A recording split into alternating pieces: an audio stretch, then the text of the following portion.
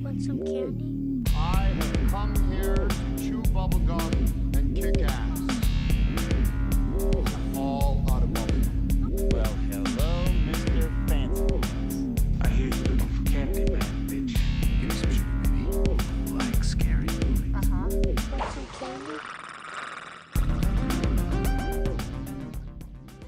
Okay. I don't even know what to do. I don't even know what to do. Okay. Let's just start it like that. I don't even know what to do. Ladies and gentlemen, boys and girls, welcome to the ultimate podcast about the ultimate game. Today, Monster Candy Podcast is going to talk about The Hunt. That's right, The Hunt. And our hosts today are Screamin E from the band The Memphis Murder Men, Oobliette Sparks from the band Tsunami Bomb, Heyo. and Dominic, hi, from the band Tsunami Bomb. This podcast is 2/3 Tsunami Bomb. What the fuck is going on here? I don't know. This has got to stop. This I has to didn't know. stop now. You know what I should have done? I should have done the NPR voice going, hi everyone, welcome to Monster Candy Podcast. I should have done that. So tonight we are discussing a movie called it's called The Hunt, guys. The Hunt. It's a little bit of a political piece. Sweaty balls. What's up, everybody? It's been Yes, a while, but It we're has back. been. Yeah, So- we lied to you about being consistent. Oh yeah, I thought we were going to be. A little bit. I thought we were going to be, but honestly, We're punk rock, and that's inconsistent. So we're busy. That's also consistent. That's consistent is that we're all busy. We got shit to do. It's hard to line everybody up, especially when we're in two different time zones. So even 3/4 of the host have a tough time. well, 3 No, different. Oh, no. Yeah, no, you're right. 2, yeah. Yeah. Shotzi and Oubliette are in the same. Hmm? No. No? She's in She's Florida. an hour behind. Yeah, she's an hour New York. difference. Yeah, Depends Really? what part of Florida. Oh, Orlando. Yeah. No. Hour difference. really? All right. Yeah, There boy. you go. I didn't realize that. Which is crazy because Tennessee, one state, is in 2 different time zones. Huh? Yeah. Interesting. So it That gets weird, sucks. That must suck. right? It's like you're the same fucking. You just area, go like a man. town over and all of a sudden you're in a different time zone. Yep. Speaking of different time zones, today's movie is The Hunt, and that's going to be an awesome discussion because we all have a bunch to say about it. But of course, as usual, before we talk about The Hunt, we get to talk about horror news. That- Yeah, I mean, that's where the Shotzi drop is so that she's on the episode. Well, I know, but you said it. Yeah, but then she goes, horror news. You know, it's the whole I know, but usually you don't say the horror news part. You usually Oh, I say guess it's I don't. time for. Oh. But yeah. you went, it's time for horror news. Is that how I sound like- right now? Am I still in that No, voice? no. I just did Christian Bale's Batman and I totally didn't. We mean should to. do I horror was news trying- in that Batman voice. What do we have on horror news tonight? I'm Batman and I have a speech impediment because I'm Christian Bale. Anybody got we- something? I got some stuff. Well, Ian and I both went to horror events, We certainly Yes! which is did. horror news. Kind Oh, of. we did. Let's talk about horror events. That's right. Who wants to go first? We should do it in order. So you. go Okay, first. then I'll go first. Okay. Oobzilla needs to go first. I So, like Oobzilla. Why did I never think of that? I mean, I have the big you Godzilla on do. my arm. You do have a Godzilla tattoo, so What we need is a Uh, picture of you shooting radioactive There's one. fire. Oh So- yeah, So, like, I had Snapchat for 2 I, weeks. I remember. Yeah, and the first week we were playing shows and I was sitting in the van like doing different ones. Oh no, you remember that one. Yeah, there's a new one, but there's an Go. old one that was awesome and it turned me into Godzilla and I just opened my eyes and like destroy everything. But yes, I did do some for our Godzilla versus Kong. Yeah, that was awesome. You know, I as of yet, like every time I look one up for a movie that we've done, there has been a filter for it. So I mean, why the fuck not? But I do have to say that the one with Dominic in King Kong's hand. I can't even watch it or think That is about it right amazing. now without laughing. That is pretty spectacular. I don't know I why I have to made admit. you British, but You did. You did. That was amazing. I wish we should probably put that on. Like, I know most people aren't going to get to see the stories on your Instagram. They're just going to hear it. But basically, she used a picture of me, and well, you can go to my Instagram, Oobzilla, and if you look at the highlights, there's a highlight that's called Monster Candy, and it has all the ridiculous Nicolas Cage, Willy's Wonderland, Godzilla versus Kong, and Psycho Goreman stories that I have done that are all really awkward and Wow. but amusing. I see. Even I didn't realize that. So there you go. There you have it. Go check these out so you understand what we're talking I about. saved that. Yeah, I have no That's shame. amazing. None. All right. Okay. So I had never been to a drive-in before. Wait. What? That was your actually first time going to one? Yeah. Oh, welcome to the club, Oobliette. Thanks. I got jumped in. So I never knew fucking drive-ins were so rough. It was definitely rougher than I thought it was going to be. So anyways, I went to a drive-in to see Bruce Campbell was doing a Keep Your Distance tour, and originally I saw it was in the Finger Lakes, and I tried to get tickets and it was sold out, and I mentioned it to my boss. I don't even remember how in passing, and he's so fucking cool. He found out they were doing it like an hour south of me too, and there were tickets, so he got me tickets and the signed poster. So I'd never been to a drive-through. I went down to Fair Oaks drive-through. The double feature was Evil Dead 2 and Bubba Hotep. Admittedly, I didn't get to stay for Bubba Hotep. I had to leave. And because I just was like, but it was super cool.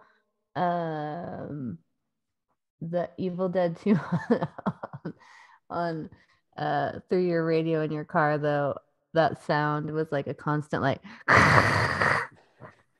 like anytime there was supposed to be a silent part in the movie, you just heard like so fucking loud. So luckily when there was a lot of talking and noise, you could kind of forget about that underlying sound, but then the quiet parts, it was just like so crazy. But the cool thing was, so he did like a whole Q&A thing that he kind of made into a comedy bit, and I guess I thought that he was probably like off somewhere where the people who paid for the VIP tickets were.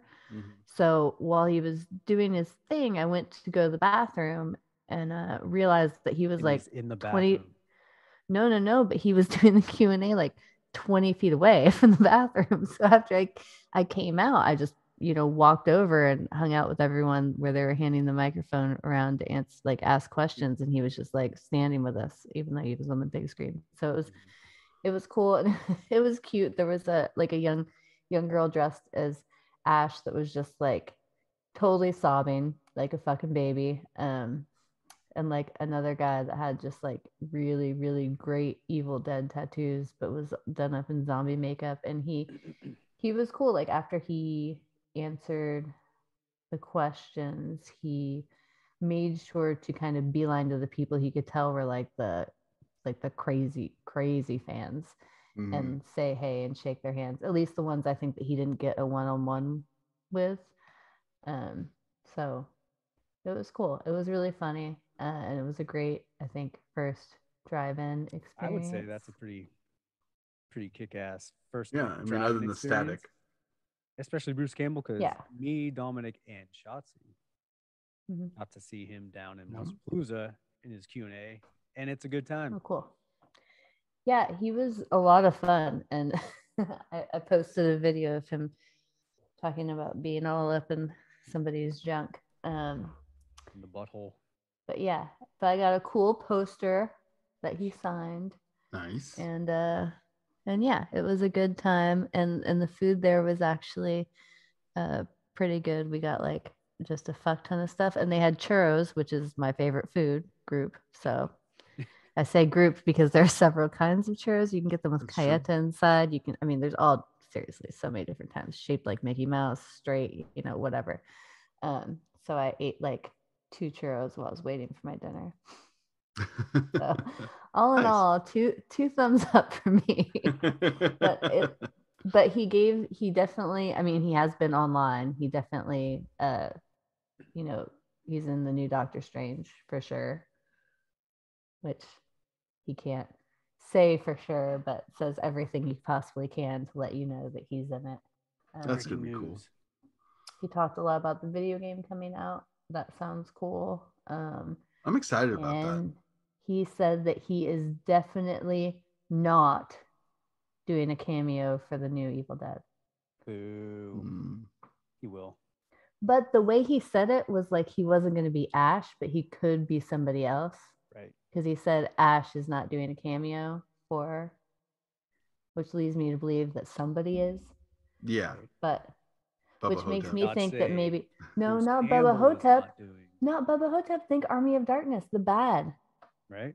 Oh Bad yeah, Ash, Bad Ash would be fun. That's what I thought. I was like, oh, maybe he'll show up as a fucking bad dude for a second, but maybe he won't. But he did say that he's like really heavy into the process of writing it and blah blah blah, which is cool. But I would want him to be in it. You should. Yeah. People are gonna be disappointed if he's not. But yeah, that's my story. News.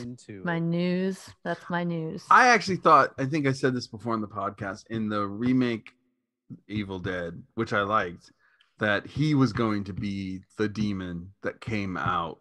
It was going to look like him, or he'd play it. And I was surprised they did not do that. I'm sure he was just like, I'm not going to crawl out of the ground in a blood rain and drag my ass around in the mud to chase after some girl. I'm not doing it.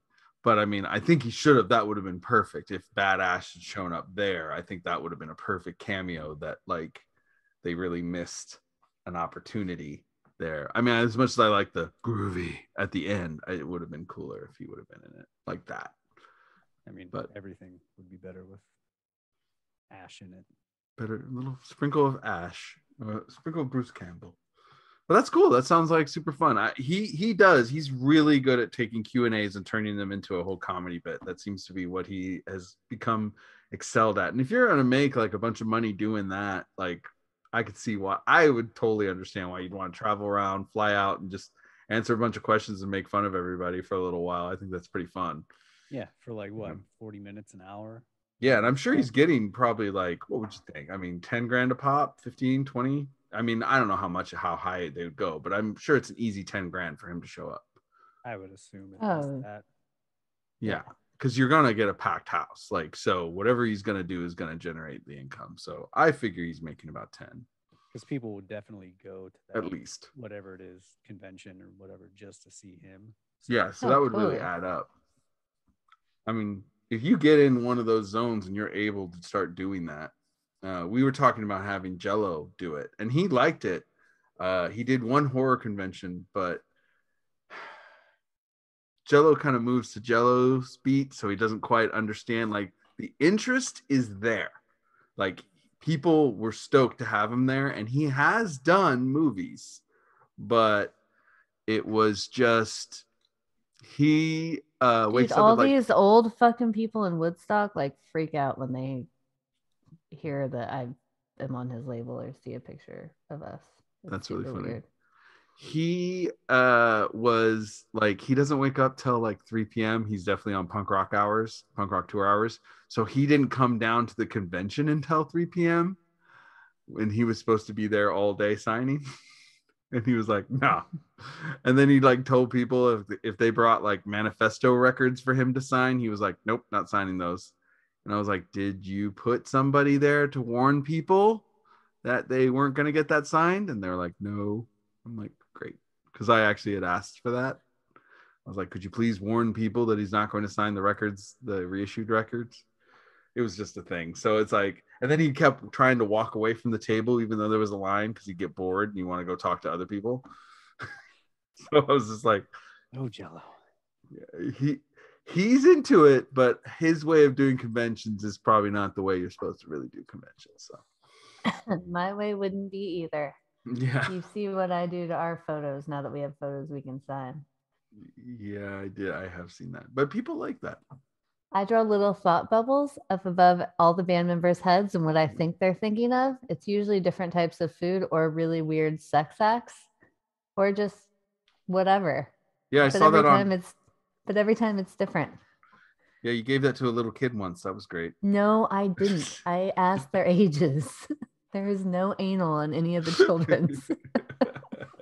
8, yeah. Strictly oral if you're 12 and under. Makes sense. Well, on that note, let's hear about E's adventure. Screamin E, what do you do? I do everything. Anal? Everything. Sure. Oral? Only churros. oral if you're 12 and under with churros. Got it. Yeah. I saw a definition of bukkake today, and it said that it has to be consensual or it's not bukkake. Well, that's definitely forward thinking of them. And I don't believe it. Sorry, E, go ahead. That doesn't sound right, but it doesn't, does it?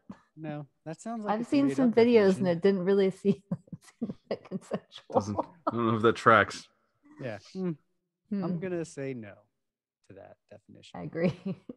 But so this past weekend, depending on when this comes out, 2 weekends ago, if it comes out Monday,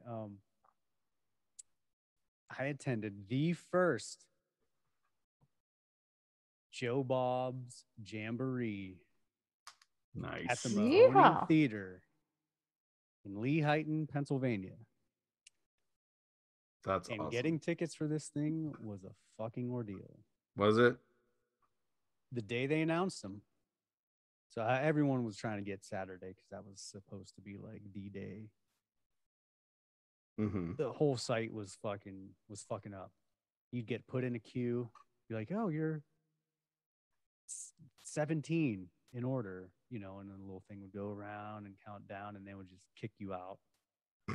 So that went on for like 2 hours, and everyone was like, what the fuck? And then it ended up selling out like within the 4 hours that it was up for Saturday anyway. So then, people had to go get other days. It was so popular. People bought so many tickets that they added a fourth day, a Thursday, which Joe Bob did his How Rednecks Saved Hollywood presentation thing, which is awesome. If that's right. Ever near any of you people in Oobliette's town, go see it. I was gonna say if it's ever near Dom, but Dom's near me and he'd know. Yeah, I'd know. You gotta go see it. But yeah, it's super fucking rad. Joe Bob is awesome. But anyway, I got a Sunday ticket, which was they were showing two. You got the different levels of tickets. You get general admission coming at 6. Because they were showing a double feature of 250s films, which was House of Wax and Them. Oh, nice. Hosted by Joe Bob and Darcy. And I love Them. Them is one of my favorite. It's super old fucking school good. monster movies. I know we should totally do that. We should, because I love that movie so much. It's a good movie. And then you more you pay, the earlier you get there, and fucking signings and all that shit. So I got. And they weren't called VIP tickets. They were called VIM passes for very important mutants because we are all part of the mutant fam. Okay. In the horror world. So I got that, and it was like, okay, you get there early, get in by noon. They started signing shit at 1:00. So I paid for that, but I'm glad I did because the whole fucking weekend was basically a fucking monsoon, which Oobzilla knows all about because the storms were happening over by her too. So yeah, I mean, shit was getting fucking destroyed. Was this the same thing that was happening in New York, where all the subways were flooding? They were showing all that footage of everything. Was it the same storm? Is that the same time? Yeah. Yes. Everything was just a fucking Jesus. mess. Tents were getting fucking destroyed because they had some vendors there. So like, when I got there, it was overcast, but it wasn't raining. But the place was a fucking mess, like, because it's a drive-in, so everywhere else that's not gravel was just a sloppy bleh. I was Oh, like, man. that sucks. But anyway, so I get there, park, can't check into my hotel. It's free. I'm like, all right, cool. I'll get there. You know, I don't need to get signatures or signings or whatever, but it's included in my thing. So I might as well, because I've met him before and, know Darcy Yeah. a little bit. Yeah, you guys are like best friends. Yeah. So it was like, whatever, but I paid to get in early. And because what was supposed to happen, they were supposed to take a picture and then print it out there. And then you get them to sign it. So I was like, oh, well, fuck. That's If cool. it's Yeah. included, I'll get a picture, say hi, and get them to sign it, whatever.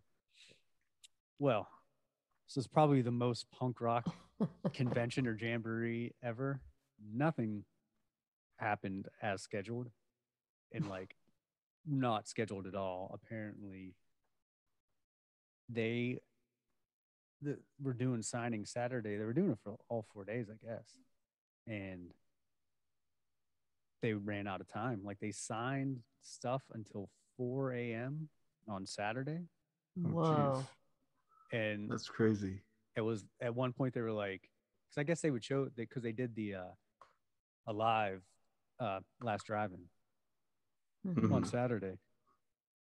So I guess they started signing some shit, and we're like, all right, we got to stop because we got to do the thing. After the thing, come back, we'll finish signing all the people. So they gave people numbers in line and shit. That went till 4 in the morning. And they were like, hey, hold on to your number, or here's a new number. Come back tomorrow because it's 4 a.m. and we can't do this anymore.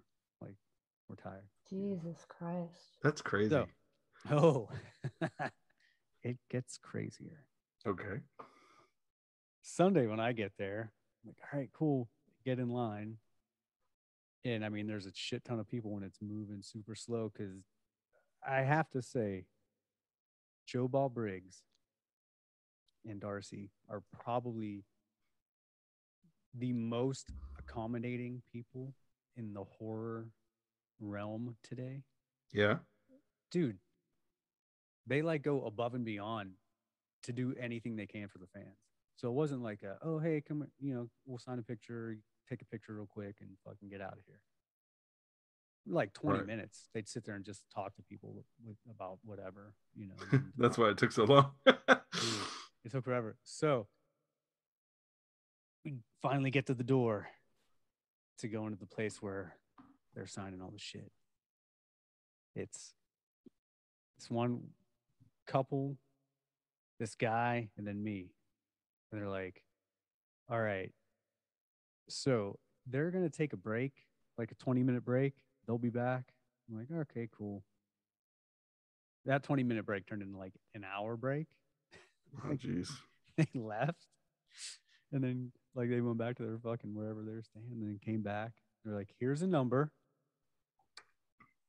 When they come back, come get in line. But by that time, like a whole other line started after, an hour of them not being there.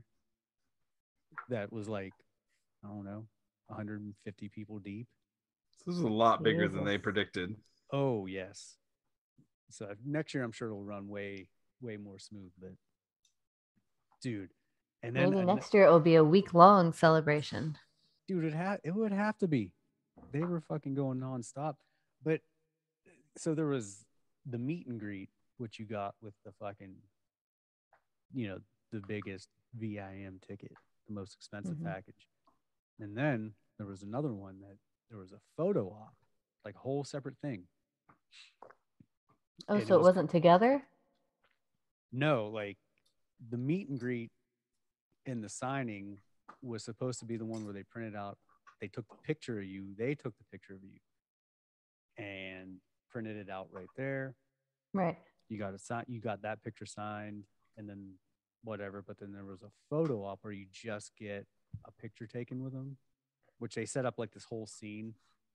Like from them, they had like a big ant head. I posted the pictures. The one. Yeah, yeah. So that was like a whole separate thing. So after their break, the line, because by that time it was like 2:00, and that's when the fucking photo op thing was supposed to start. So people started getting into another line for the photo op. This sounds like an anxiety dream. Yeah, like, dude, this is crazy. This is like every time I book private events, like my dreams the night before. This is it. Welcome to my brain. This is the nightmare. My worst night. It This is my worst doesn't- nightmare. Yeah, this I isn't can't. even where it It's ends. so hard to listen. So the photo op line. I just was like, imagine somebody behind the scenes, like with like an earpiece, like looking at all Somebody's these losing their lines, shit. like we are fucked. I am getting fired. They Yeah. were like, "Hey guys," they were trying their best. But They just underestimated how this was gonna go. Like, so photo op clearly. line is like 200 people now. Jesus. There's another line for people because they only gave out so many numbers to people to come back, and then they were like, everyone else that didn't get a number, maybe you'll get in. I don't know how they're gonna work this in the future, because if they're that popular, there's only so much time you can dedicate to signing if you're doing events each day. Dude, it was like 14 hours. You rack up the price. 14 Yeah, that's hours true. of signing is what they did. Like each day, it was fucking That's crazy. crazy. That is crazy. Like Darcy was sick. They 'cause, must have been probably exhausted. some fucking exhausted. We're all standing in line. So the people with the tickets, they gave us like sticky notes. Here goes. And with a number on it. Luckily I was 3. So like whatever. So I got ahead of everyone. But like there's people with the fucking numbers in the same line with the photo op people. The people running the thing don't really know what the fuck's going on. No one knows. Oh my God. And then it was just pretty much that. So I was in line. I don't know, the entire time I was there until the movie started. So it's like going to Disney. Yeah. So from like 12:30 till 9:30. So like 9 hours. No. Are you Yeah. serious? Yeah. Well, I mean, I got to get out when they my like took a God. break or whatever. But like after Were that, people, but was there like people walking around giving you food, or you could buy stuff? Like, were there there was like the concession vendors? stand was open and everything. Like you could buy food and all that. And people were there drinking. They brought their food. I brought food. I was like, I'm gonna bring some peanut butter and jelly and some fucking bread. You But- fucking maniac. You monster. You fucking brought a peanut butter and jelly to the yeah. Of course he drive-in. did. Of course he did. Of course. I brought like No. literally, like I brought peanut butter and jelly and bread. Okay, that's just, yeah. Just so everyone knows, you can see these adventures if you follow us on Instagram at Monster Candy Podcast. He posted a bunch of these pictures. I did. So, but it was cool because no one was fucking, and they had bands and shit there too that were playing. Did you but, share it with anyone? Fuck no! I went to my car and ate. Okay. I had a whole bunch of time to waste. I was like, all right. I'm sorry. I just don't know, what the protocol is with Yeah. No, I didn't. people eat it who out in bring public.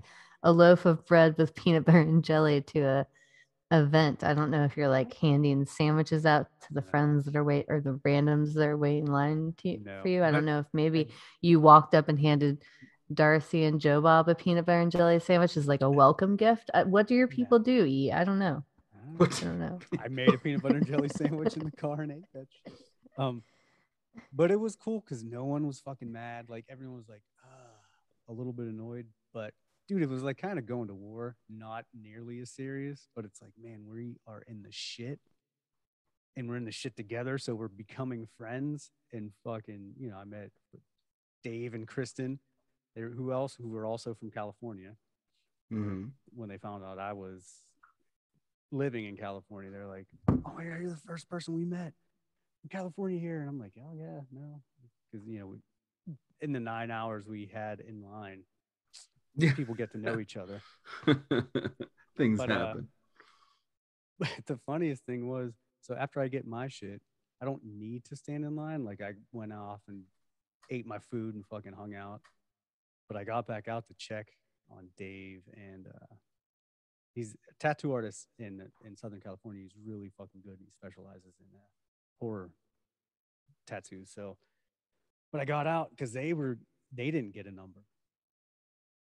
So they were like, and they were there the whole weekend. Dave was like, dude, I paid all this money for whatever. Like, I'm just gonna fucking stand in line and just hope to get in to fucking, you know, do the thing. I'm like, all right, cool.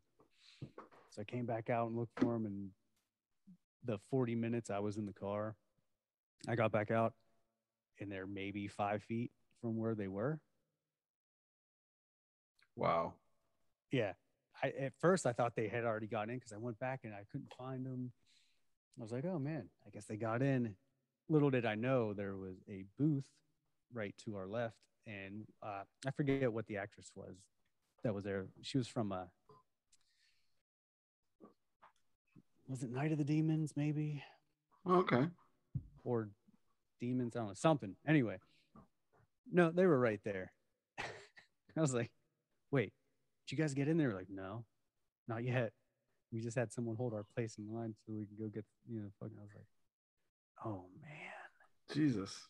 So I ended up just hanging out with them in line till they were able to get in, Mhm. and then, you know, did the thing. I was like moral support for everybody in line.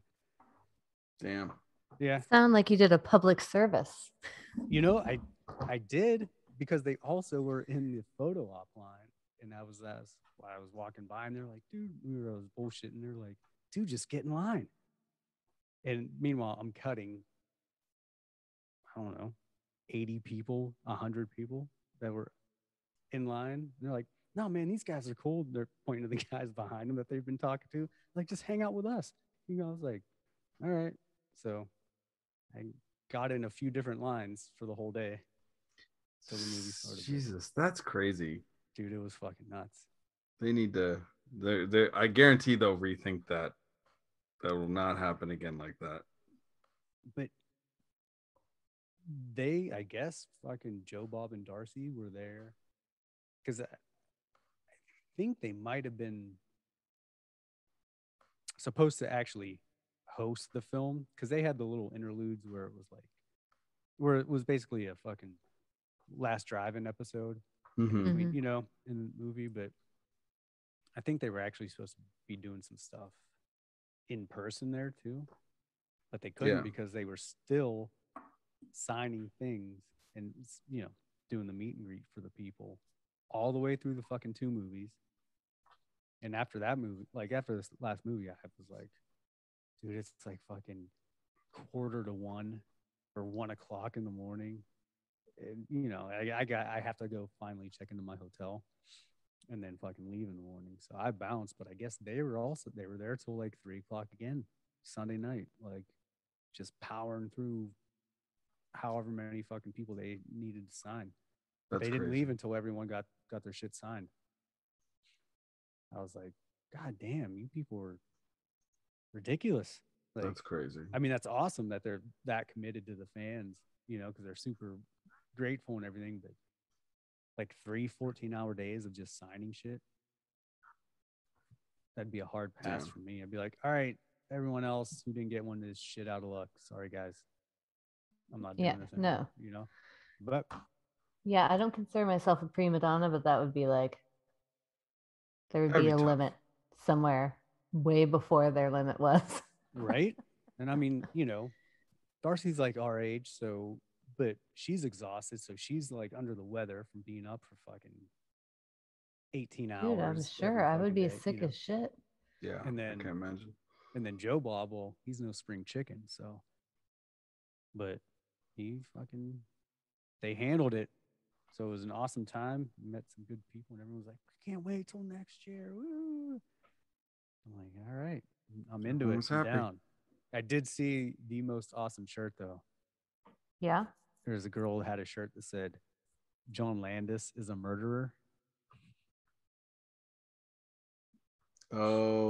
Oh, Twilight Zone. Uh-huh. Right? Okay. Yep. I was like, Wow. It took me a second. But then it hit. Mm-hmm. Yeah, you got it way before I did. Yeah. All I didn't right. even I had to take a second. I'm like, wait, what? Oh, right. Like, damn. Yes, he is. I agree. And your shirt is awesome. So, Wow. yeah, that is my horror news or Nice. nightmare or whatever. All It was an right. experience, and I'm down to do it again next year. And I will also bring peanut butter and jelly and bread. But you're That's gonna amazing. share next year because if they do it next year, I'm gonna come and you're gonna have to give me one of your sandwiches. Oh, hell yeah. Thanks. Okay, I know this is the long horror news, but I'll give one just because I really wanted to. I wanted to feel the reactions of both my co-hosts and the fans. Netflix is going all in at Army of Dead universe, and they're going to do a sequel. And there's called they're going to continue with this fall's prequel, Army of Thieves, and there's an animated prequel called Army of the Dead Lost Vegas. Please no. Mm-hmm. I watched the first 10 minutes last week. Yeah. It doesn't get any better. I mean, Yeah, and I messaged E asking if it gets any better, and he Yeah. was like, "No," and I'm like, "I'm gonna stop watching this now, and I'm gonna watch it with my husband because he likes he likes eye candy action movies, so I feel like that will be something that we could watch together, and I could maybe. fall asleep or something." Well, Snyder wants to do a sequel that presumably be possibly Mexico City, considering how Is the last someone one gonna ended. assassinate him? Snyder? I feel like Zack Snyder's on his way to assassination. Dom, and E, think about this. People are psycho about movies and everything, and especially like the DC universe, zombie shit, whatever. Like his fucking bullshit he's been pulling this last year. I think that he could push someone over the edge. I mean, I think that he's already pushed people over the edge, but one day he's going to run into one of those people, or one of those people are going to find him. I'm gonna put a bet right now that if any fucking somewhat famous director gets murdered this year, it's gonna be yeah. And I don't know that I could say he doesn't deserve it. And I haven't even watched his bullshit in the last year, other than 10 minutes of Army of Dead. I've just seen fucking previews and heard, and that was enough for me to have a clear conscience saying that I think that I'm okay if he dies. No, you're not wrong. I watched the whole movie. Yeah. Watched the whole thing. I would Yeah, I I would can't. just love to talk about that piece. We're going to make that an episode because it needs Justice to be. League or Army of Dead? What? I'll do both What because is that? goddamn. All right. Well, he's going to focus on his sci-fi adventure Rebel Moon for Netflix that I know both of you will catch. But he wants to do a sequel, and the end of the movie, which Oobliette didn't see, does have the opening for a sequel. So Yeah, I heard that they like allude to some alternate universe bullshit. no. I mean, it Oh, feels I like don't an know. alternate universe. I mean, Someone told me that the movie leaves it open to like bring some alternate universe shit in, which like honestly, I still don't give a fuck. I didn't get that, but And I mean, love alternate universes. I love them. But No, it's no, Zack living Snyder, in and one I right just now. don't fucking care. Yeah. spoiler alert, it's more about somebody getting away and not quite getting away in a zombie movie-esque way, if that makes sense. But Okay. nah, man. You don't have to be vague or feel like I you're don't gonna want to ruin spoil the anything. movie on a non-movie episode, but I'm just saying Okay, that fair enough. yeah. I knew you weren't really thinking about me. Yeah. No, I'm That's thinking fine. about the people. The people. cool. But anyway, that should be okay. Well, that's a horror news. I just wanted you guys to know that your favorite Netflix Dominic just saved the 14 of you a huge spoiler. the 14 people listening. I have one more horror news because I Oh. just saw this on Bloody Disgusting. Jordan Peele? No, No. I forgot about that. I'd never want to talk about that guy. That was such a yeah. downer. No, I got excited. I like his shit, but then I saw the poster and it was like July 22nd, and I was like, it came out today and it's next year. So now I hate him. Next year won't. No, something that's so much better than anything he'll ever be involved in. Oh, Okay. I disagree. Okay. That- Do tell. Weekly World News is getting into the movie business Oh, for with the fuck's horror sake. comedy, the zombie wedding. Oh God. The Weekly World News is awesome. Okay. Period. Okay. All right. Period. So let me read to you. Oh, good. Thanks This to is, John this Squires. is gonna be a pile of shit. I mean, go on. It'll be great. So a young Okay. South Carolina couple decided to go through with their long-awaited wedding during the zombie apocalypse. Hopefully, Zack Snyder has nothing to do with this. Unfortunately, he's a zombie and she's not. Their families are nervous, but the humans prove to be overly judgmental. When the zombies begin feeling brain deprived, the ceremony takes a turn for the weird. WWN reporters are there to cover this wild wedding while trying to get out alive. Wow. I'm down for it. I'm into All it. right.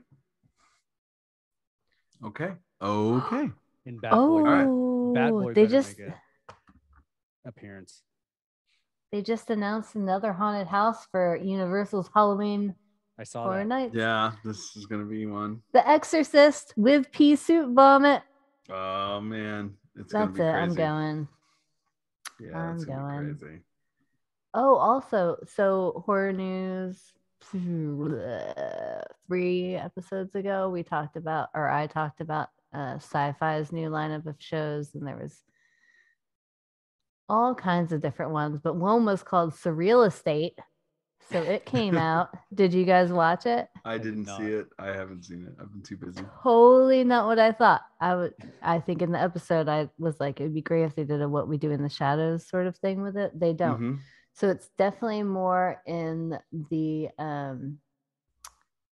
realm of maybe like a more dramatic supernatural, or what was the one with all the fables? And they actually had the German names. Oh, Oh, You know what I'm talking about. yes. yeah. His friend was the wolf, but they didn't call him a wolf. They called him the German name because he was like a hunter. Jaeger. Werewolf. No. Oh my fucking god. We just failed. Fuck you. Oobliette. I can't believe that I can't remember what it's called. It was on for years. It was on for like 10 years. Maybe not that long. There was a guy, his grandma has like a fucking caravan of weapons. And he meets her right before they talk right before she dies, and he has to kill all of these things. And his best friend is like a wolf that's also a chef. He's like a werewolf. Oh, True Blood. Not True I don't know. Blood. Oh my god. That's gonna drive me crazy. Yeah, I don't recognize no this at idea. all. I'm sorry. I'm failing. This sounds Failing as a horror Crazy. podcast host. I don't recognize that at all. I don't know. Oh my Somebody, God. there's somebody. Grim. Oh, I never watched Grim. I did not get There it. is some fan listening to this show right now going like Grim, and has been saying Grim for the last 30 seconds, screaming it's at been his screaming it. his No, I phone. know, totally. Anyways, Grim, which I actually loved. You guys might want to give it a second chance. The first Yeah. season, but after that, it gets good. Okay. Anyways, well, if you didn't watch it, this makes no sense, but it was kind of on the tone of that. But what really got me is so it's more of a drama horror with like some comedy elements, but the main characters are from Schitt's Creek. So the main character is the fucking dude who bangs guys and girls, who bangs David. Yeah, okay. And then the other main character is Eugene Levy's daughter, who was, I think, Twyla at the cafe. Okay. So after I got past the initial like, oh, this isn't like a comedy. This isn't going to be kind of silly. I realized who they were, and the acting was good, and it started getting fun. The second episode definitely got fun, and there's like a really cool ghost demon girl. I don't know. Check it out. I don't know where it's going to go, and it could go to Suckfest, but I think it might actually be kind of fun and fill the void of some of those other shows that don't exist anymore. Okay. Cool. Good to know. Thank you, Oobliette. You're welcome. Has anything chapped your hide, E?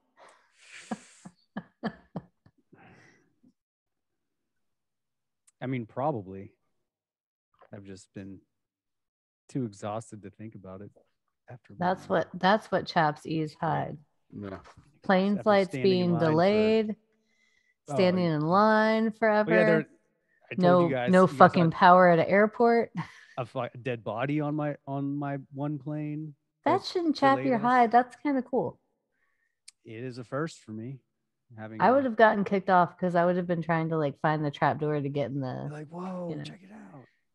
Yeah, because is it really a dead body, or is it like a sort of, Bram Stoker's Dracula thing, like they're transporting the master to go somewhere else? All I kept thinking was the Monster Squad. I'm like, yeah, fucking Dracula. Totally. Exactly. So it could be like a super cool thing. Yeah. So I'd leave that part out of the chaps your head seg. Yeah. So I think that's it for horror news. All right.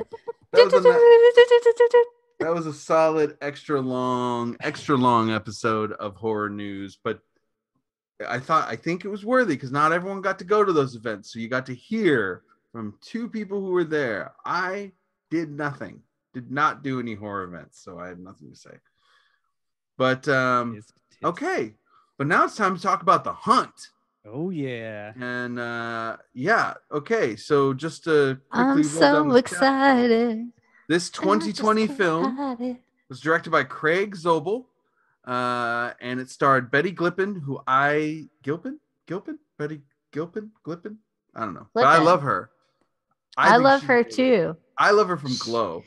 She is I love her from Glow too, but she is the perfect, I think, combination of kind of being this like sassy hot woman, but also super masculine. Yes. And I don't mean masculine like I'm digging on her, and I don't mean like strong, powerful woman. I mean like she has this awesome masculinity that is super attractive. Yeah, and apparently she's a really fun, like nerdy, like there's been a couple, even in Glow, they kind of build up her Barbie-esqueness, and it's really funny because they talk about how that's just not who she is in real life. But Hilary Swank is in this, and yeah, like I think Betty. I hate Hilary Swank, by the way. But Betty Gilpin should be in everything because like she's one of those actresses that I think are kind of a little too under the radar for my liking because she's really awesome and she holds her own really well against Hilary Swank, who's gotten a lot more props for her work. And Hilary Swank did a good job in this movie. Like she nails what she's supposed to do. No, I think she plays herself. So I like her in this movie. But so The Hunt is about, if you don't know and you're listening to this, that's weird. 12 strangers wake up in a clearing. They don't know where they are, how they got there. They don't know that they've been chosen for a very specific purpose. The Hunt. There's the tagline. Dude, so also, first of all, Betty Gilpin is super charming and a great actress. That's how you say it. But Glenn Howerton is in this movie. Dennis from It's Always Sunny in Philadelphia. Yeah. Also playing himself. also playing Dennis Reynolds. I mean, or himself. Exactly. Yeah. We don't really know where that line is. If it's blurred or if there even is. I mean, he's so good at it. I feel like it's super believable. It might be himself. I told Dom about this movie last year. I was like, dude, check this out because this is a good movie. Yeah. You were right. I mean, all the fucking controversy. I mean, you guys know the whole story of it getting canned and everything, and then fucking Trump tweeted about it. We should go over this because this is a very interesting thing because this movie, initially it was yanked from its original release date due to the amount of mass shootings. So it got rescheduled for March 13th, 2020. And then of course the pandemic, global COVID-19 pandemic happened. Do you know even before that? So like the initial idea of this movie was in 2016. They were doing this show called The Leftovers. Mm-hmm. And jokingly, someone asked what he wanted to do next, and he was like, a Blumhouse movie. Yeah. And they're like, okay. And then it just happened because he was like, I always thought the Most Dangerous Game would be like an awesome thing to do. And so they worked towards that, and then Blumhouse greenlit it like 2 years later. And Yeah. then after And then- Universal was like, I don't know about this. And they like propped it up, spent this money to get Universal on board, and they were kind of okay with it and like got on board. And then a month later, the shootings happened. Universal was like, I don't really know about this anymore. Yeah, it is ridiculous. And then apparently there were a pair of test screenings for the film that garnered negative reactions. And but so the shootings were on August 3rd. yeah. On August 6th, that's when they had the test screenings. Yeah. And everybody involved with the movie was like, let's postpone these. And one of the Universal execs was like, no, they're happening now. And then when the audience didn't like it, they're like, we got to, I don't know if we should do this anymore. This is kind of uncomfortable. Yeah, they were really uncomfortable for it, but it is ridiculous. And then, as you mentioned, in response to the trailer being released, this poor fucking movie, people in the conservative media interpreted the film as portraying supporters of Donald Trump being hunted by liberals. Trump issued a tweet on August 9th, 2019, criticizing Hollywood, stating, the movie coming out is made in order to inflame and cause chaos. Although Trump didn't specify the name of the film, it's pretty clear he meant The Hunt. Well, because they used the term deplorables, and because Clinton coined that, that was like a trigger word. So all of a sudden, all the Republicans were like, oh my God, there's a movie about us being hunted. Which to me is like, I just want to say that whole situation to me encompasses the bullshit of the media. And politicians not even fucking doing research and just like blasting shit. Because if Trump would have seen this fucking movie before he wrote that, he would be tweeting like, go watch The Hunt. Look at these asshole Democrat, liberals ruining, It's like, it was so funny. I posted on my page when it finally fucking came out, like watching The Hunt, whatever, just like a Facebook, what I'm watching. And I had my Republican relatives like sending me messages like, oh, it figures you'd be watching that. And I'm like, you guys should actually watch it. You obviously haven't seen this. You clearly don't know what's happening here. I mean, no. I'm like, anybody could enjoy this. Yeah, literally anyone. And that's, dude, that's the beauty of it. Yeah, right. Especially because I think me and Oobs, if you had to package us into a box of some sort of political ideology, it'd be more into the libertarian-ish type realm. Oh, of course. And this is like a libertarian Braveheart battle cry. Dude, that's what I told Tom. I'm like, dude, it's basically saying how all the elites, how normal people are nothing but fodder for the elites. Like, they don't give a shit about any of us. Doesn't matter who we are. They're just, we're fucking games to them. That's all we are. It threw me at first when they were referencing MANORGATE over and over again. I was like, did that actually happen? What's MANORGATE? What am I missing? Is that a reference to something? The last 20 minutes of this movie, I was breaking out like war paint and painting my face. Like, yes, I hope everybody watches this. This is what I've been saying all along. Right? I did think it was weird though that when they were pushing this movie, they were definitely pushing it more as like a horror movie. Oh yeah, when I saw it, I was horror, like, and they were pushing it as potentially being like a very kind of left-wing movie. But it was funny. One trailer was like that, but then I saw a second trailer and it went the other way. So like I never got the impression of what the media was kind of throwing at it, but I knew I wanted to watch it. Right. And yeah, if you avoided this film because of any of that, stop it. You missed out. Stop it. I don't care if you're liberal, you're conservative, you're right wing, left wing, and like you're sick of it all. I don't care. Watch this movie. Well, I mean, okay, it's a Blumhouse film, but they got, some amazing actors in this film. There's some amazing actors. They're Oh, only in this okay. film for minutes. So Yeah. so Emma Minutes. Roberts, Yeah, Emma Roberts from Scream exactly. Queens, Yeah. which I did not know is the daughter of fucking Eric Roberts. Yeah. Yep. Yeah. I'm like, Jesus And Christ, Hollywood. niece Oh, of yeah. Julia Roberts. Yeah, I'm like, Yeah. are any of you not fucking related? Ike No. Barinholtz, No. which Lizard people. seriously, lizard people, which is perfect for this movie, I guess. But Ike Barinholtz from Mad TV, he's just fucking hilarious. Yeah. So when I saw him, I'm like, dude, the cast is already pretty fucking great. No, Oh, it's totally. But I always love a movie that like can point out the hypocrisy of how stupid people are and point out how accurate some stereotypes are, of just, especially when it falls into the world of politics. And This is literally idiocracy for our time. Like, horror, whatever fucking genre aside, comedy, whatever, take it all away. If what idiocracy was to 2006, The Hunt is to right now. it's really disappointing that this movie did not do as well as it did, because it really, I don't know what its digital numbers are, but it deserved. It had so much hype in the beginning, and then the fact that Universal couldn't fucking grow a pair, and after the tweet and the shooting, just like, if they would have actually released it when they wanted to or when they were supposed to, I feel like it would have done great. And I feel like it's a fucking, I mean, the acting's great. It's the perfect amount of time. It's not too long. Everything's moving very quickly.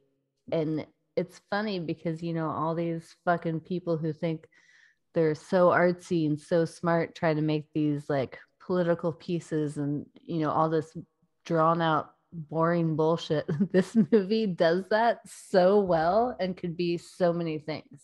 Right. And if you're a fucking horror fan or an action or a gore fan, it's fucking fun. It's fucking funny and it's fun. It's short. It's like a wham bam, and you can watch it over and over and still have fun. And yeah, she does. Faye does such a fucking good job at this role. The part where she's at the convenience store. I mean, that whole fucking scene is just, to me, that's like a Christopher Walken in True Romance scene. Like that's her scene. It's so good, and she just nails it. And she never got a cigarette. No, so does the couple behind the fucking counter. They're great. Essential stereotypical, like, right? We're ready to do this, but we can't handle it. Yeah, there's two levels of stereotype going with the couple at the store. But just to give everyone a perspective here, The Hunt grossed a total of $5.8 million in the United States and Canada, $10.4 million in other territories, for a worldwide total of $16.2 million. Thank you, pandemic. Thank you. It's really more the pandemic. That is a fucking shame. Yeah, it's seriously a shame. It's also just to throw out there, not that we care about this, but just to say that this film holds an approval rating of 57% based on 263 reviews on Rotten Tomatoes, with an average rating of 5.9 out of 10. The site's critics consensus reads, "The Hunt is successful enough as a darkly humorous action thriller, but shoots wide of the mark when it aims for timely social satire." Which, I mean, Metacritic gives it 50 out of 100 based on 45 critics, mixed or average reviews. But audiences polled by Cinema Scores gave the film an average of C+ on an A+ to F scale.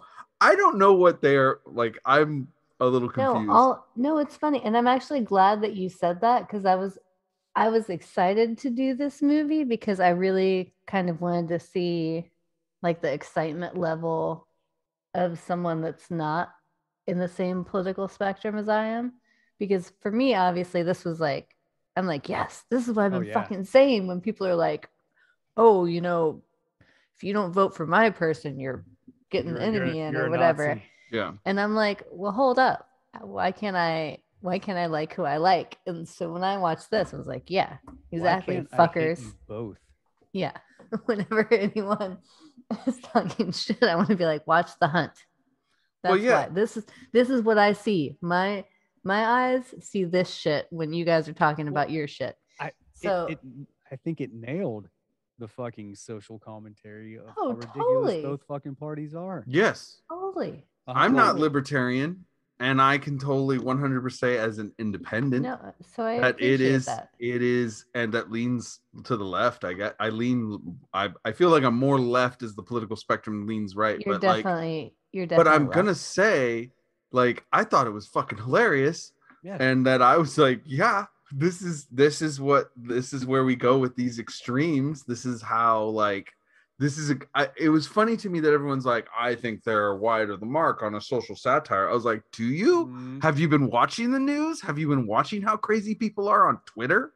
Like, I mean, have you been paying attention? This movie is clearly paid attention to Twitter and just went, okay, let's take this all the way out. And I thought it was fucking nailed it. Spectacular. Because, like, Yeah. I mean, and anyone who doesn't enjoy is like, dude, you're not laughing at yourself, because this is right. This is No, really... that's the thing, is when you see these reviews, I think it's people who actually were butthurt by part of it. Like, maybe not the whole thing, but maybe like one line or something that someone said that they were like, oh, I say it like, fuck this. But it was probably them going in thinking, all right, yeah, this is gonna be about getting the deplorables. Yeah, they're fucking gung-ho, getting ready to stick it to them. And then they're like, oh, it makes us look like dicks too. We're the assholes, you know. This movie even vice versa, and it's like, no, you're both assholes. That's the point of this. That's the point. And it's really funny to me because I'll even give it to this movie. The whole movie, when I started realizing how many Animal Farm references are going on in this, I kept wondering, like, why the hell is Betty Glippen's character the Snowball? That doesn't make any sense. And then she says it at the end. She's like, why am I Snowball? You're Snowball. And I was like, yes. And she's like, oh, you've read Animal Farm? She goes, yes, I've read Animal Farm. It was perfect. I was just like, oh my God. Oh no, the ending was, I mean, the whole fucking movie was, I feel like, so well thought out. There was nothing I would cut the fat from at all. No. Like Psycho Goreman, there was so much, like we talked about, that there's extra. trim out. This one, it was succinct, like it was fast, like it is a every lean, scene, mean story. Oh no, super action packed. Like it will really. I'm so sad that that's all the money it made, because I feel like so many people love it. Where people were fucking like, we need more women leads and strong women things. I'm like, oh my God, this is the fucking her movie. Character better than fucking Captain Marvel, better than the new Black Widow movie. I mean, in my opinion, like that was awesome. 100% badass. It was great too, because she was just like, especially with the end when she's like, that's not me, like, or that whole thing, like it was such a great segue. And was it her? Who knows? Was it not? Yeah, we don't know. The scene, the moment that again, like, I mean, if you've watched Glow, then there's no way you're not a fan of this actress, because she's amazing in Glow. She's also in the Tomorrow War, which I just watched. I haven't seen that yet. I was actually planning to watch it tonight. I liked it. Yeah, I really liked it. We should probably do that one. Don't go in looking for Shakespeare, but if you want just a fun fucking movie, totally. Dude, she's in it, really and I like Chris Pratt. I think he's great. I've liked him since Parks and Rec. So you know, and so I'm like, I'm in. Let's watch this. This will be great. I'm hoping to watch it tonight. Watch it. But so this girl alone, this actress, and if she's in a movie, I'm interested, because but my favorite scene is when she's talking to the vet that trained all the liberal elites, and he's like asking her why she doesn't leave, and he or is it she's talking to the old guy? But at one point she goes, well, it's just like, every day I work my job, and I'm like, and she gives this look, and it just says everything you need to know, and she goes, and now I'm here, and maybe I just have a chance, and I'm like, I understand. Like, it was so well done. Like, and I look at this stuff and I'm like, God, you all not having a sense of humor and thinking this is off the mark is a complete that's- problem. This is a But that's signifier. also what makes the movie great, because it proves that people are so fucking disconnected and like into their own in shit their own little bubble. that they can't even open their mind. And yes, I could see if the reviews were like, "Oh, it's too gory for me." Sure, some people don't like gore. right. But if you Speaking you of take gore. that away, it's a fucking brilliant movie. I mean, it's brilliant anyways, but And funny. Okay, in the Mhm. beginning when they start getting fucking blown up and shot at, I love and that. that one That's the fucking best girl- opening scene. that girl gets into the hit with the spikes. Emma Roberts. Yeah. Yeah. No. She's No. talking about the one in No. the spikes. Yeah. And they're like, oh. And then It's literally the Hunger Games. Yeah, So yeah. funny. Yeah. Ike gets her off of the fucking spikes again, and then she falls back on him. I'm like, Yeah. and she's missing a leg and an arm and shit. I'm like, God, it's fucking amazing. But she's still alive. And she's like, Is that Dead Sexy or Target? That might be Target. I don't remember. The names But like Randy, Yoga Pants, Bandana Man, Yeah. Big Game Ken, Dead Sexy, Target, Big Red, Staten Island, Vanilla Nice. Mm, that too. Yeah. Oh, The name.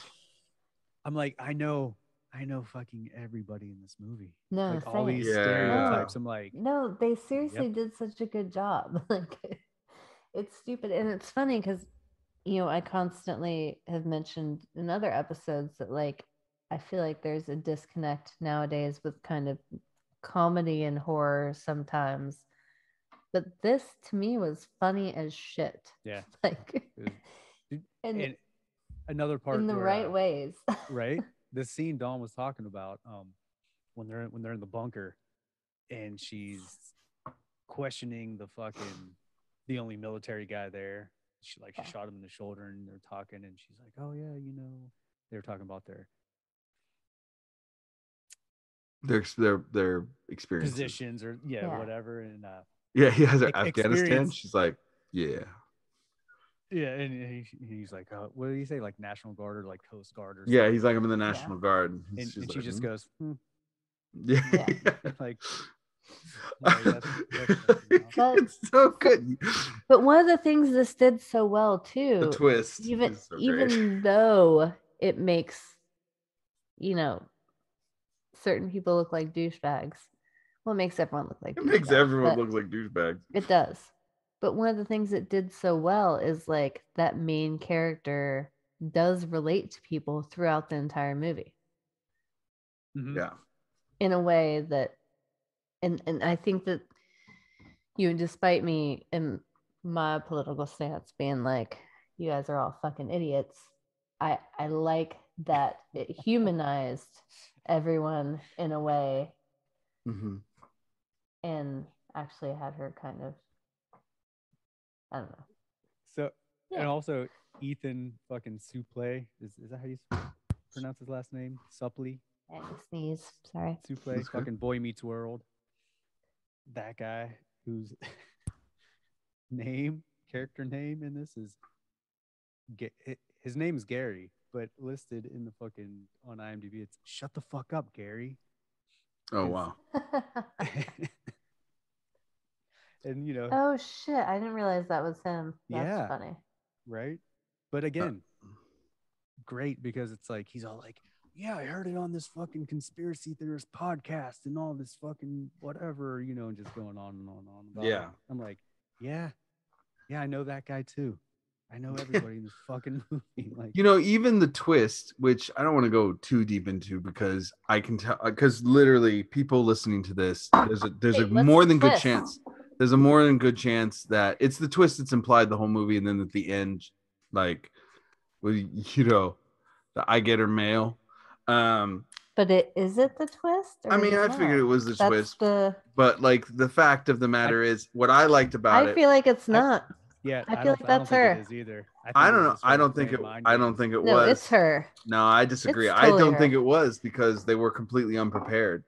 But I will say this because I don't want to reveal the twist only because, or go too deep into it, because most of the people listening to this, chances are, considering the take on this movie, you probably haven't seen it, and you really should. Okay. Then right now, if you haven't seen this movie, you can tell that we all like it. So stop listening right now. Yeah. That's good. and then watch the movie and then come back at whatever fucking time this is. Okay, Dominic, speak.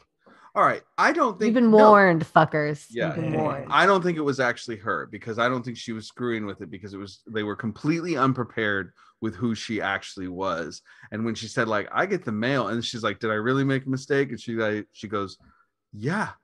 And then she was like, oops. And I was like, I feel like that's fucking the discourse online right there in a nutshell, where people will fly off the handle on someone, and if they're wrong, they just go, oh, okay, and walk away after just spitting out all this garbage at somebody. I was like, dude, that even sums up how all this is just bullshit. Like, they made this complete mistake, and it cost them everything. It completely blew up in their face by involving the wrong crystal.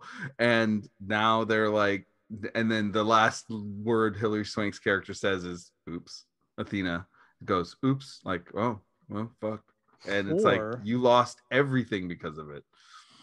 Or it was a case of judging a book by its cover. And she was like, oh, shit, I wasn't prepared, because I thought I was fucking kidnapping some crackhead, some junkie to fucking kill. But I didn't know that this fucking junkie got her shit together and then is this total badass.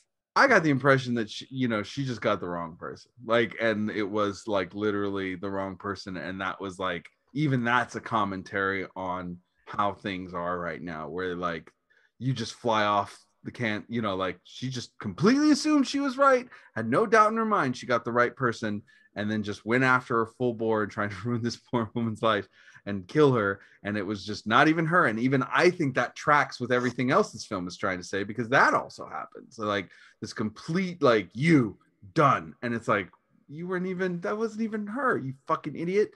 But I mean, in my world, it probably wasn't really her, but then the crystal they got was like the leader of some extremist Nazi group that lives out in the desert. I mean, it honestly, it could have been, but like that crystal just sort of seemed like, she's like, when she just goes, you made a fucking mistake, like, and you got the wrong crystal. That actress does the best, like, you fucked up looks. Shoot. Like totally like nonchalant, like shoulder shrug, but her eyes and her lips tell you, I'm about to fucking kill you. Yeah, shut the fuck up, Gary. Like, no, she's just there's so many great. The only thing I didn't get, since we're in spoiler territory, I didn't understand why the dude was hiding with the refugees. Like, I had no idea what the point of that. He's riding along a train through the area, and I'm like, what was his goal there?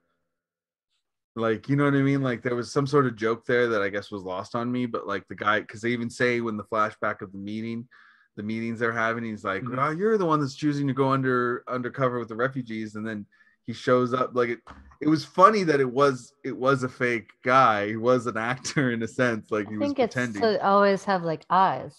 Yeah, on all these different things. I mean, think if you were transporting all these people. Yeah, you want to make sure no one gets away. Yeah, so you have to put people with eyes on them. That might have been. I mean, it just felt like extreme. I was like, what the fuck is he doing over there? But it was. This movie is really funny, and I thought it was great. And I'm not libertarian. I don't give a. I mean, I think this movie. Anybody who, like, the conservatives got it all wrong, and the liberals got it all wrong. This movie is great. It's hilarious, and the actors are great in it. Like, if you let this slide by you, go get it. Because I'll say this, the best compliment I can to movies that we review, I'm buying this movie. I want to own it. I want it on my shelf, because I'll watch it over and over, because I want to show it to people and go like, oh my God, have you seen this? Because I think everybody would like it. Yeah, everyone should see this fucking movie. I mean, on that libertarian note, not to get all political on a podcast, but do you guys know what the 999 Society is? I don't. Do you know what it is? You're rolling your eyes. Not in detail, because. No, I think you're thinking of something totally different. This is something you would know in detail. The 999 Society says it in its name. Yeah, no, because I don't. Even though I could if I had to be put into Okay. like, sure, but I don't really subscribe to a lot of shit, so I don't Okay. like. I've heard it No, I talked think- about it, but I'm just like, whatever. I don't know. Like, I don't pay attention. I didn't pay attention to it. But Yeah, I- I'm not. It's just a smart people club. Yeah, Right. the 99.9. So if you're in Right. the 99.9 percentile highest like IQ, which they actually don't just do regular IQ tests anymore, they've adapted the Japanese and several other ones. It's the only one that's a little bit higher than Mensa. So this is funny, and I only bring it up because the other day my boss said like anyone who wasn't like whatever, some political party, I will not say what he said, but it was to the left, is an idiot. So I was like, I actually don't think that's true. So the 999 Society does a test each year that's just like 8 billion questions about like, whatever. If you had $1,000, what would you do with this? If somebody was on the street bleeding, what would you do? Anyways, and it picks a political profile. So for the 6th year running, predominant percentage of people in the highest IQ club of the world have all leaned towards libertarian beliefs. And Mensa, for the last 15 years, has done a similar thing and predominantly have leaned libertarian. Not trying to say that E and I are geniuses, but I'm just saying. But there you go. You're at least aligned with geniuses. Mm-hmm. Well, you I know, tend not to be a joiner, but I will say this: this movie, I think, would be definitely amazing. I definitely think it deserved to be. It got a raw deal it did get a from raw deal. everybody, from timing, from the politicians, from critics, and you missed it because apparently a whole bunch of people didn't think you should see it. But that sucks because this movie. Yeah, is the don't let the fucking- man tell you what to watch, Right? fuckers. Watch Fuck what the you want to government. watch. I mean, And this shit is funny. lizard funny. people are everywhere, and they're running the world. And they're in Global this movie elites. too. They are in this movie. I won't tell you which ones. Since I'm old, since we're all old, most people All. would think, most younger people that would see this would say, You kind talking- of reminds me wait. of the Hunger Games. But to me, I was like, dude, this is surviving the game. If anyone ever saw that game with Ice-T or the movie with Ice-T, No, that's what it's based on. is it? Isn't Yeah, it? Yeah. Oh, I don't know. I think it's in there. Yeah. I think I said that earlier. Did you? Wasn't that the fucking I gotta fucking Google some shit. But yeah, I think Yeah. so. But when I saw it, that's the thing. I was like, dude, that's the fucking the Ice-T movie where they hunted humans. I'm gonna but- tell you right now. I- Oh no, the most dangerous most game. Dangerous game. Yeah. Not that old. But there was another one where they hunted humans There's been a too few, with but the one William Dafoe. Oh, right. Well, Also, wait. wasn't that movie The Deer Hunter about hunting humans? that don't know. too. There was a bunch. Hmm. Surprising how my dad is now, but when I was a kid, when we were growing up, he raised me on all these dystopian films and Mad Max and Blade Runner and A Boy and His Dog. And it was funny because I was always like, I'm going to prepare. I can't wait till times are like this. And then the pandemic hit and I was like, oh, fuck. Like, man, But I feel like if we're going to do that, we need to go all the way. Like the pandemic sucked and things shut down, but it was really half-assed. Like I didn't get to shoot a single person or like raid anything or like, I don't know. I didn't even have to like, I didn't go have to out fire and my find tank out up what- once. I didn't even have to find in my yard what plants were edible. It was just like, people were complaining like their lives were ending and everybody's mental state was so bad because they weren't socializing and yet they were getting like Uber deliveries of groceries or whatever. Right. I'm like, solitude. Yes. Like It's no one's finally out. gone. This is awesome. Oh, trust me, like as someone who runs 2 restaurants, the fact that we got to go to takeout only, I was like, perfect. This is great. Sign me up. I'll do this for the rest of my life. Right? I'm like, no traffic. This is great. Awesome. Yeah, totally. Well, I guess we come to that point. I What think we did. are we going to give it? How Oobzilla. many candy corn? I don't want to go first. Okay, I'll go first. On the Screamin E scale, which is a tough scale, I will give it Super tough. a 3.3. Oh, that's Cute, so low. libertarian That's lower than I that's thought. zombie cute. candy corns. That's Okay. way low. Why 3.3?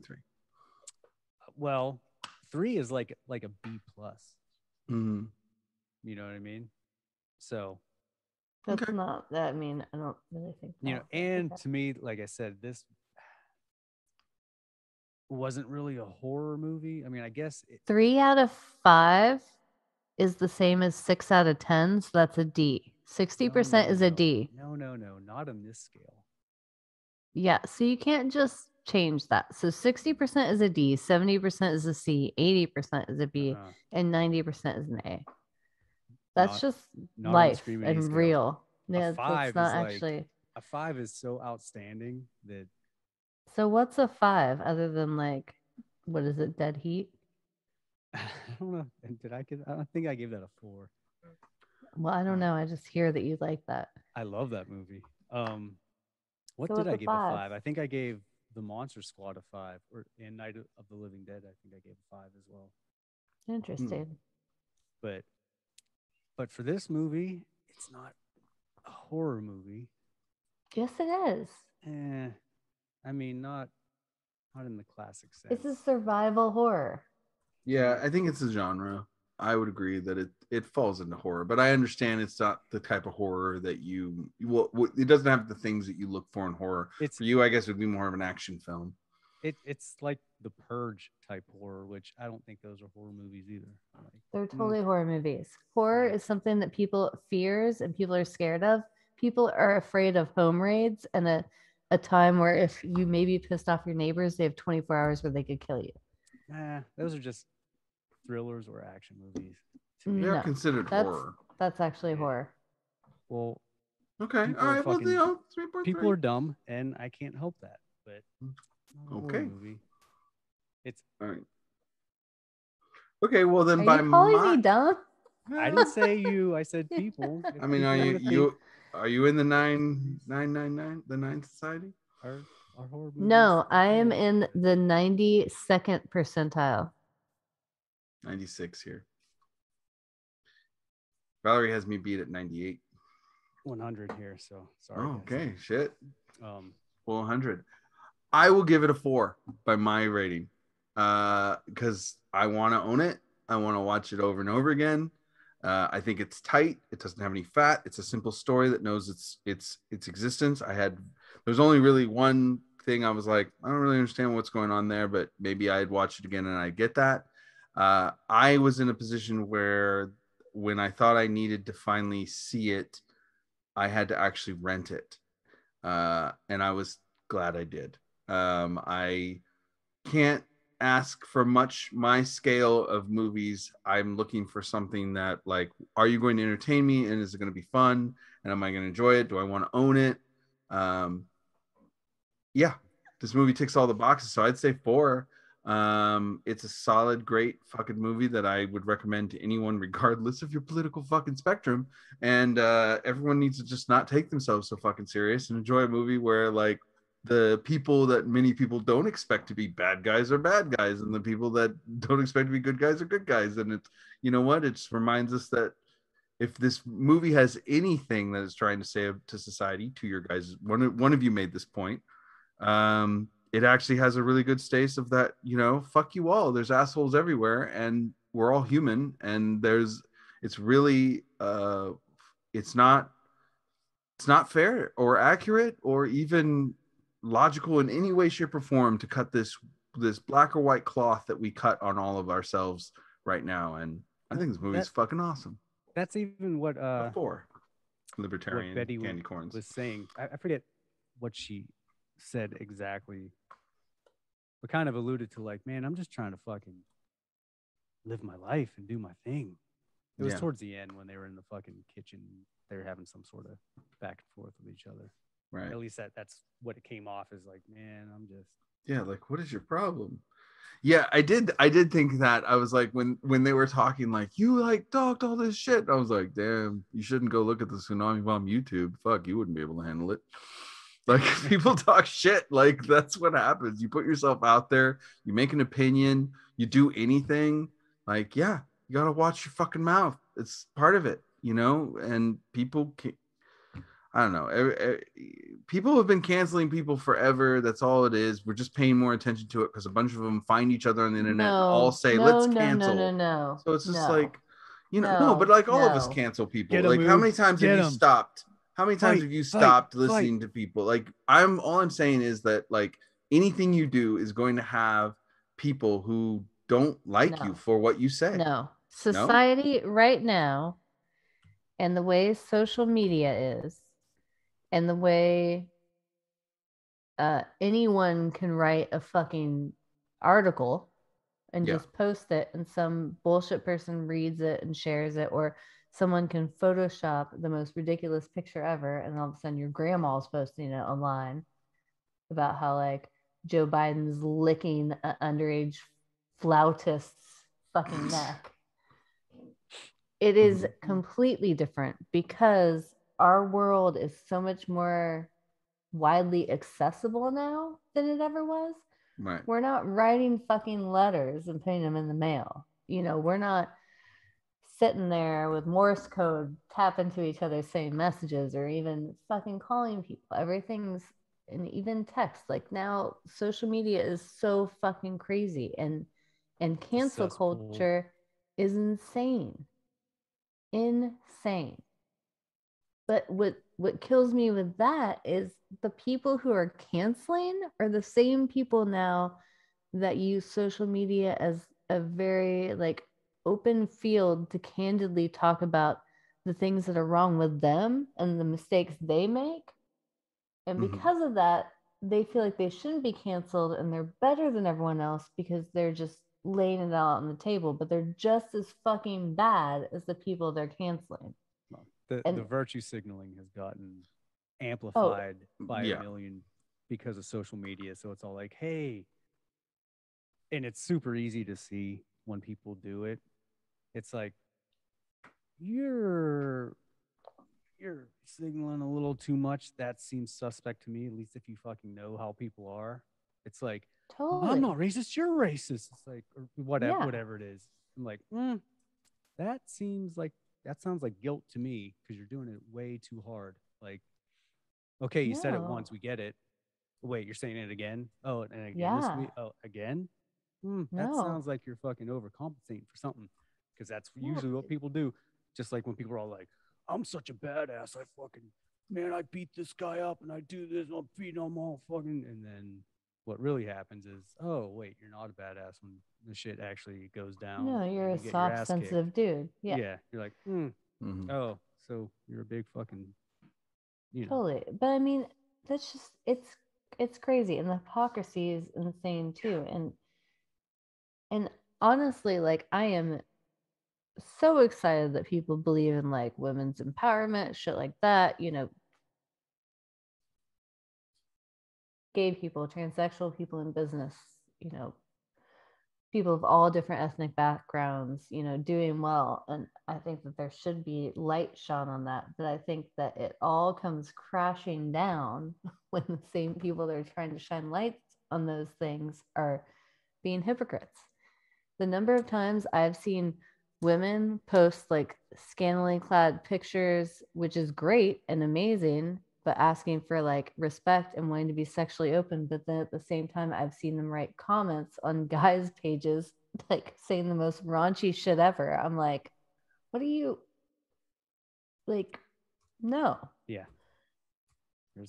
There's a lot of that going around. You're like, wait, oh, dude, what? so much. And it's funny because like I mean, for me, like if I was single right now and I posted something crazy and someone was like, I wanted to tap that out, like whatever they fucking said, I don't think I would find it disrespectful. I'd be like, yeah, they want to fuck me, great.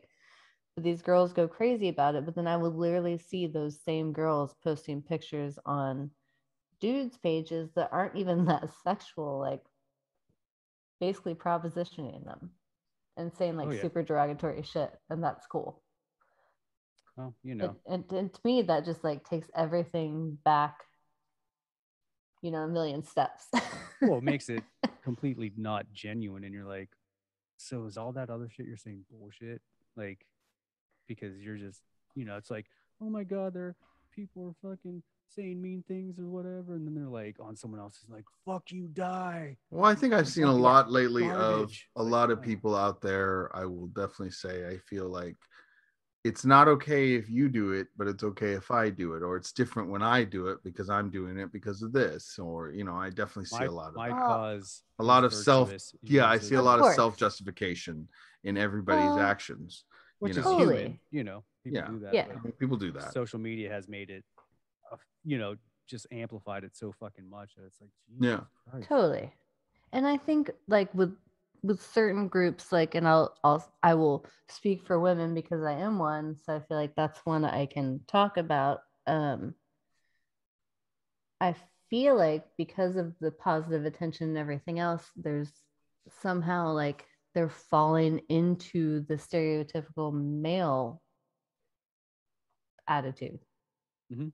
Because you Mhm. see that, like, and honestly, like, I think that's hot when women act that way, but you can't talk shit about men acting that way if you're gonna act that way yourself. Right. Well, you know, it like Dom was saying, it's the rules for thee, not for me type. You know, like, Right. oh, it's okay. Well, people just want to have it always right now. And Yeah. you know, it's like, okay, well, you can't if you're being a big pile of shit, like you can't complain about someone else being a big pile of shit to you. Like, But a lot of people don't have the ability to see Right. themselves in that regard. They don't really have the ability to This look at podcast themselves. is getting deep. I know, Yeah. right? Hunt's- We were just see trying to what the rate this Hunt's movie. doing to us? We're just trying to rate this movie. Okay, well, that said, I think we all agree. Everyone's fucked. 3.3 No. and a No, Dom, what 4. were you gonna say? Dom, No, say what it's you okay. say. It's okay. Say it. No, Say it was just that. I think that, you know, we have a lot of people that have okay. I mean, blame the internet, blame the way the media is working, blame whatever you want to blame. But I think It's just what we there's so have, much information just at your it's creating a fingertips in disconnect. seconds. It's Yeah. creating a disconnect. So it's so easy for somebody in a moment to say anything without thinking about what the greater impact is. And now, one thing that I do feel has developed is being wrong or being corrected or having somebody go, hey, wait a minute, or like, or try to say, now that's an attack, telling, you know, people think being wrong is stupid, so you always have to be right.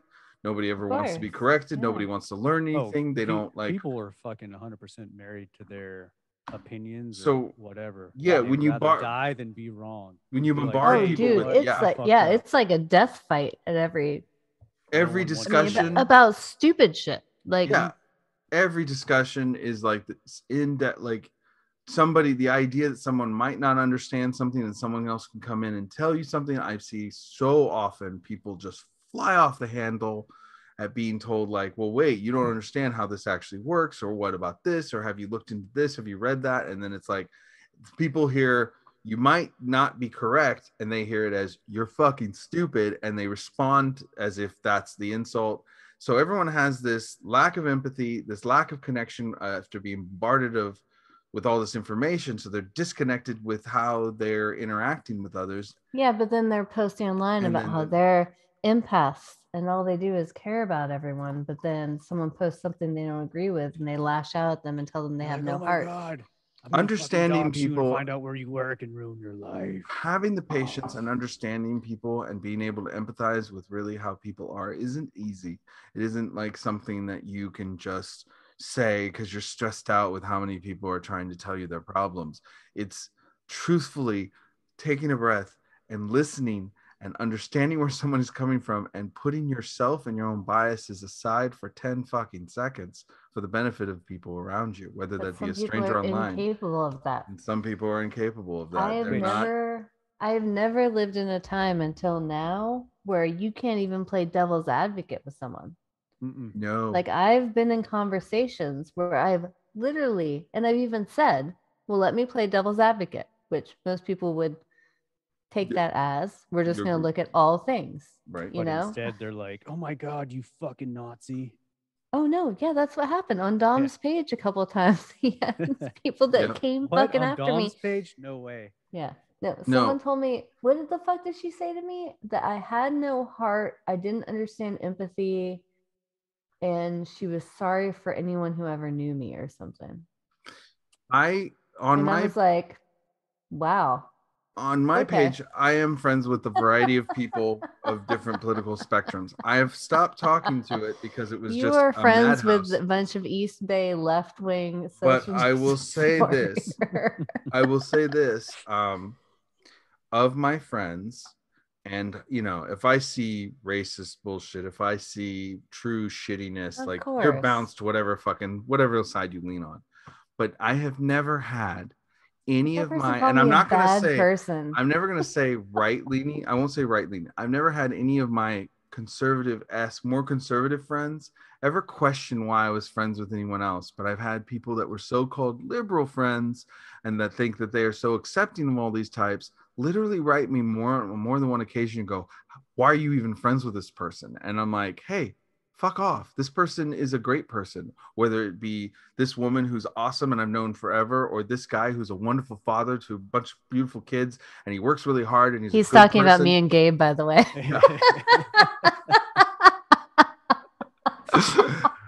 I'm not, but I could have been. That was I'm very not, but I could have candid. been. Yeah. I'm not, but I could have been. I was actually thinking of different people, but that's No, really you funny. weren't. No, I was.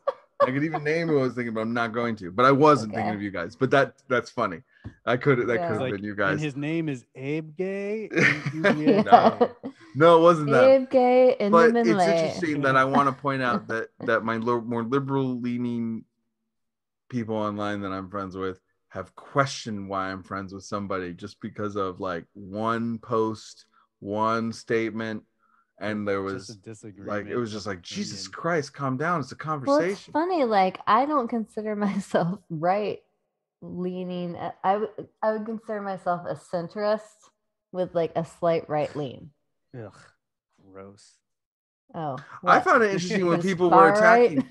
I found it interesting that people were attacking centrists. That really bothered me. No, but like, yeah, right now everyone just fucking rounded. That's dumb. I know. Right now, everyone on the left seems to think I'm a fucking Nazi, which I mean, I've got blue eyes and some blonde hair. But I'm not Sig Hyland. You are not so that kind of person, though. Like, no, at all. Like ultimately, I'm a nihilist and I don't care about any of this. Oh, you've demonstrated that. And none of this fucking matters. Yeah. Like, yeah, it's so exhausting. I'm like, no, I'm not nihilist. I'm polytheistic and also a believer in ghosts. So I'm good. I just, in reincarnation and the earth being really matters. I mean, right now. Yeah, could happen. I don't know. That's the thing. I don't know. I'm like, I will say though, on the other side of it, I've never had my liberal friends try to like accusatory define what I am. Like that's only my conservative friends. They're like, they're like, we're just this fucking Democrat. And I was like, I have never been a Democrat. I don't know what you're talking about. Stop that. But like, I don't know. Like here it is. But the real question I have here for you, Oobliette, is what do you rate this movie? Fucking candy corn. What do you rate this fucking movie? How many libertarian? Well, actually, I would like to talk about the Capitol. I'm just kidding. Jesus Christ. I'm kidding. I'm kidding. We'd like to remind everyone this is a podcast is about the movie The Hunt. Hold on, let me cut my hand and see what shape my blood falls into to see how many candy corn. That was the horror version of Let Me Clear My Throat. Slice.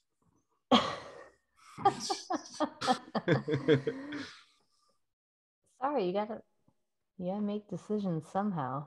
Yeah, This is true. Hey. Let a little blood, I would give it a solid four. Who's somebody now? Floor. What? I'm trying to work with my radio voices. We're Okay. doing a podcast. I thought Floor. that was Hey, good, yeah, and then you what made would you fun. give it? Yeah, All right, I solid thought I floor. did good. You did. Jesus, now I'm feeling self-conscious. Yeah, give it a solid floor. Floor. Yeah, 4. Anyways, a 4. Betty does awesome. There's a bunch of great fucking actors. Dennis is Dennis. You've watched Oh. It's Always Sunny. He's being him. I fucking hate Hilary Swank with a passion. So there's the trifecta. It's Hilary Swank, Jessica Biel, and Jennifer Gardner, who are all the same person, Dude, right? by the way. Yeah. I don't know. Yeah, Jennifer and Beals It's like the awful. Margot Robbie, Jamie. Yeah. Okay. I dislike them all. No. Jessica Biel has Mm. Arnold Schwarzenegger face. No, I'm not Like, saying. I'm weird saying that lines there's a never series of happened. actresses that No, look I'm- very much alike and are Dom, very I'm similar. talking about E, so Jessica Biel was She's hot. No, she has Arnold I'm a part Schwarzenegger of the roles Jessica everywhere. Biel Oh, I thought it movie was like. fan club. I Ugh. thought my analogy was good. She's actually probably in my top 5 ugliest She's celebrities. beautiful. I love No. her.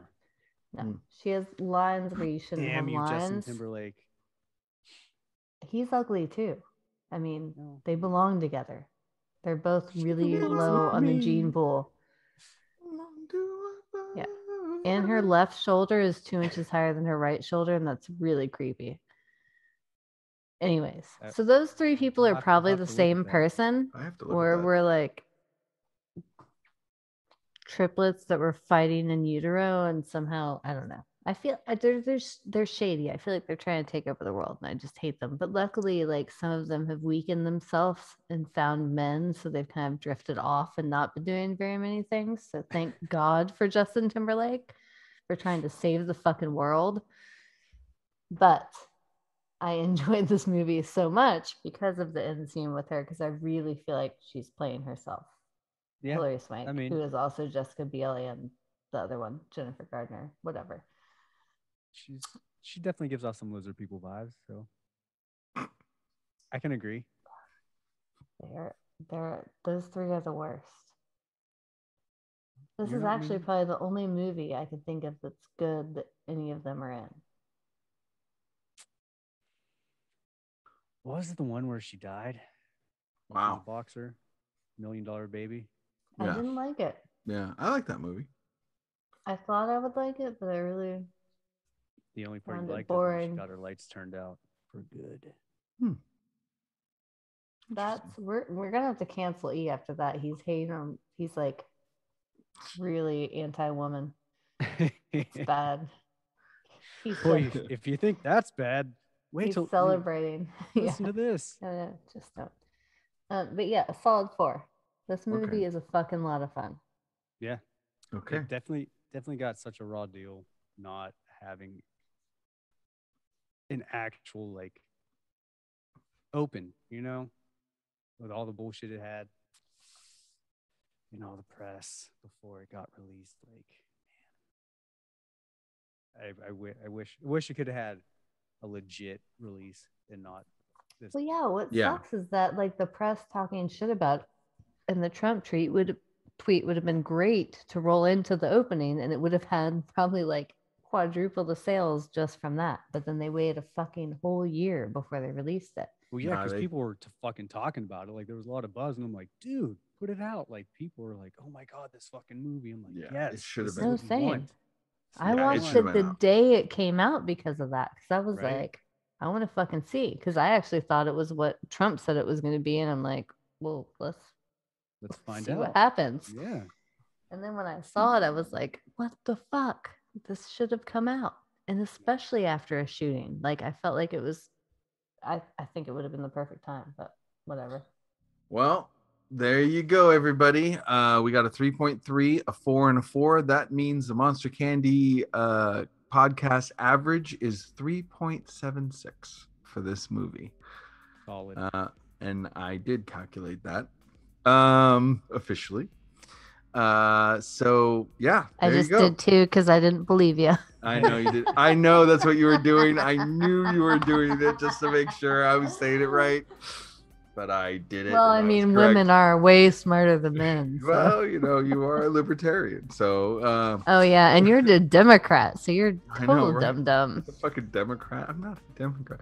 Anyway, so thank you everybody for listening. I guess we can all say equivocally. Taxation is theft. Taxation, fuck yes, taxation is theft. And you should watch The Hunt. Yeah, that too. Yeah. Yeah, I More got it. importantly, taxation is theft. Yeah. Watch The Hunt. All right. Thank you everybody for listening. This has been Monster Candy Podcast. Monster Candy Dick bags. Podcast. And we will see Ooh, you that's next my word. time. We will see you next time for another political discussion with a horror twist. We're gonna get real deep next time. Divers do it deeper.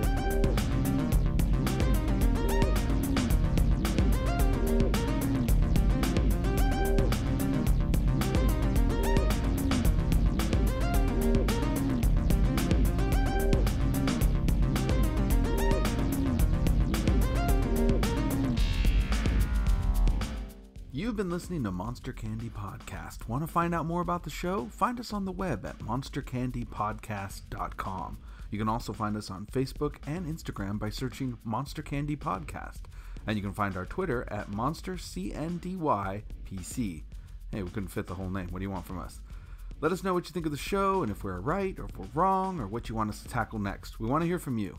Well, Shotzi and I do, but I can promise that E doesn't really care. To find out more about Shotzi Blackheart and her professional wrestling, follow her Twitter at Shotzi Black or her Instagram at Shotzi Blackheart. You can follow Screamin E's band, the Memphis Murder Men, on Facebook at TMMM official page or his Instagram at Screamin E. That's screaming with no G, add the E.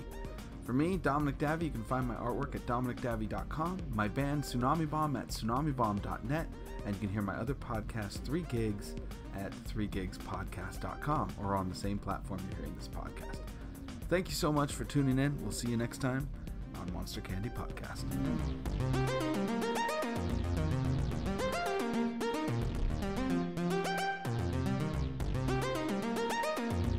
Suck my peanuts.